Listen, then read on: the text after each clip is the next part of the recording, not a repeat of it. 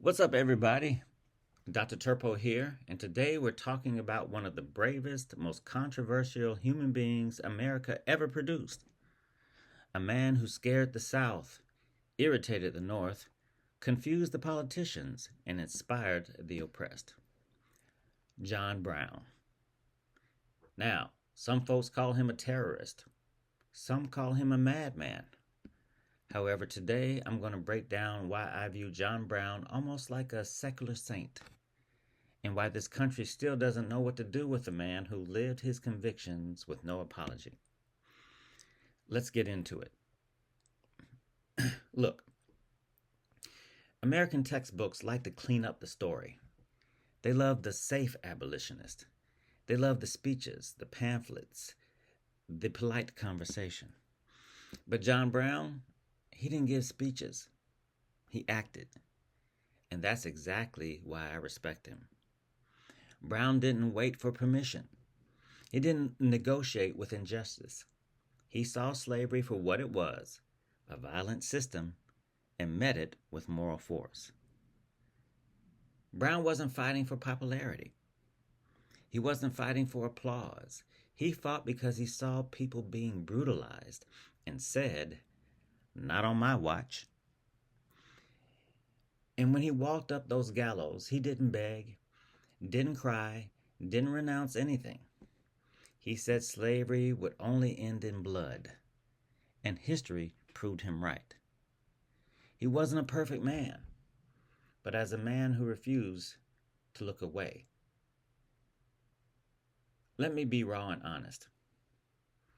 John Brown terrifies people because he exposes the gap between what we say we believe and what we actually do. People love justice until justice requires sacrifice. They love freedom until freedom costs something. They love change as long as change is convenient. John Brown didn't play that game. He said, "You can't say you believe in human dignity and then walk past a slave." And that level of consistency, that level of courage, that level of commitment, it exposes how comfortable the rest of us are. That's why the powerful hated him.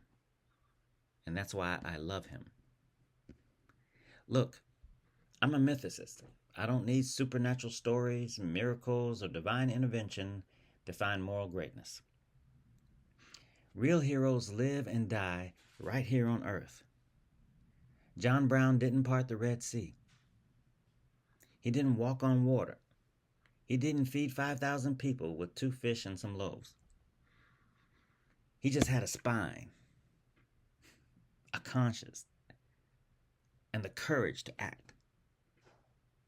No mythology needed.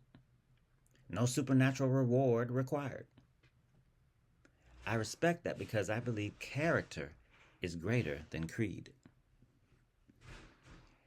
So, if we're going to talk about American heroes, real heroes, the ones who didn't hide behind theology or politics or polite society, then John Brown deserves to be right there at the top.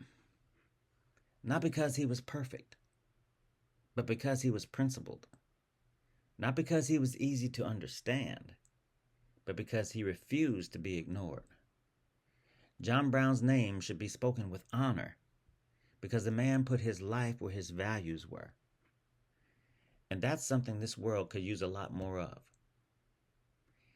So if you enjoyed this breakdown of history without the mythology, hit that like button, subscribe, and drop a comment telling me who you want me to cover next. I'll see you on the next one.